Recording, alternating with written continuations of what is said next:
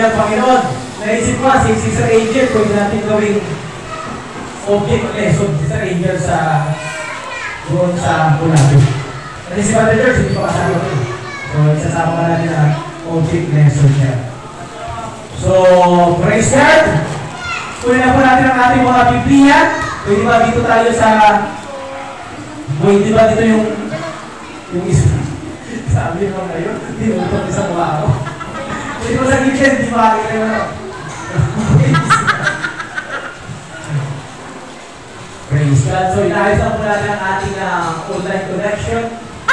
Magandang umaga nito sa mga sumusubaybay sa ating mga kapatiran, mga mananampalataya dyan po sa ating Facebook Live.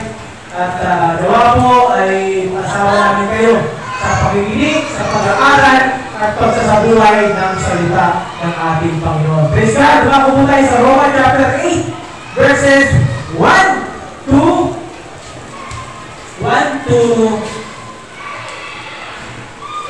39. Pero hindi ko na mabasahin yung bilat. Hindi ko lang makakabot. Gagawin ko na lang series siya. So dito po tayo pamumuhay ayon sa Espiritu. Sino may mga Bible?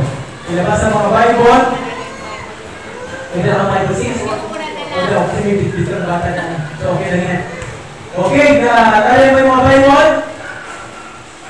Ano pa? Makain ng salita dyan sa kain ng listo. So, chapter 8 ng Roma po. Nabasahin ko ulit, sabi po ito, kaya nga, wala nang kahatulan parusa sa mga taong nakipag-isa na kay Kristo. Sino po ito mga nakipag-isa na kay Kristo? Para sa mga pagpaisa, si Sister Tina. Mukhang mali yung nabasa ni Sister Tina. Mukhang wala si Mura. Kasi mga kamay na nakipag-isa kay Kristo! Hallelujah! At we are one in Christ. At sabi ng Panginoon, if anyone is in Christ, he is a new creation. The old has gone, the new has come. Kaya mga bago na kayong mga nilalang. Mga bago na kayong nilalang ng ating Panginoon Jesucristo.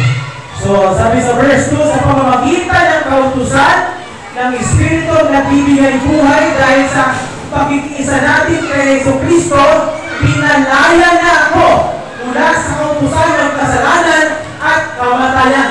Taas na kamay dyan ng mga pinalaya na ng ating Panginoon Jesucristo. Kapatid, pinalaya ka naman ng Panginoon? Are you free in Christ? Amen. Maraming sa iyo nga.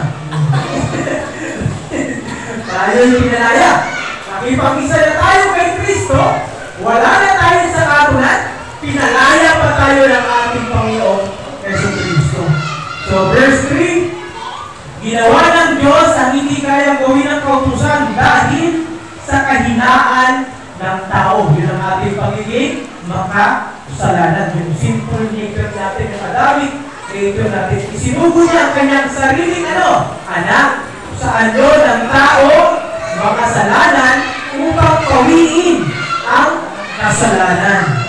Sa gayon, hinatulan na niya ang kasalanan umaalipin sa tao. Verse 4, ginawa ito ng Diyos upang ang itinakda ng kautusan ay matupad sa atin na namumuhay ayon sa Espiritu at hindi ayon sa hilig ng laman. Praise God. So, verse 5, ang mga namumuhay ayon sa hilig ng laman ay walang pinapahalagahan kundi ang mga bagay na ukol sa laman.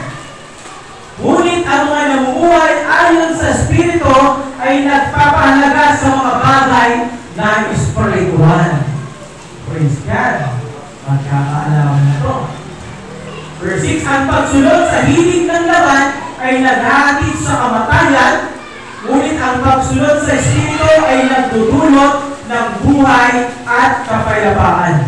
Kaya nga, kapag itinutuon ng tao ang kanyang pag-iisip sa mga hilig ng laman, siya'y nagiging kaaway ng Diyos. Sapagkat hindi siya nagpapasakop sa batas ng Diyos at sadyang hindi niya ito magagawa. At ang nabubuhay ayon sa hilig ng laman ay hindi maaaring kalugdan ng Diyos. Praise God. So,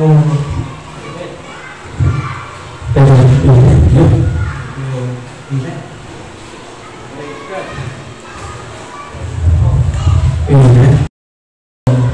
Huwag yung takpan si Sister Gil at hindi makita ang aking kapugian. So, kilala pa ni Sister Gil si Yoswin, no? Nagtatrabaho po yan doon sa taas. Lahat yan nagtatrabaho yan doon sa taas. So, ang ating title o pamagat sa umagang ito ay Enjoying Our New Life in Christ. Sabihin nyo nga, Enjoying Our New Life in Christ. Ano bang Tagalog ng enjoy?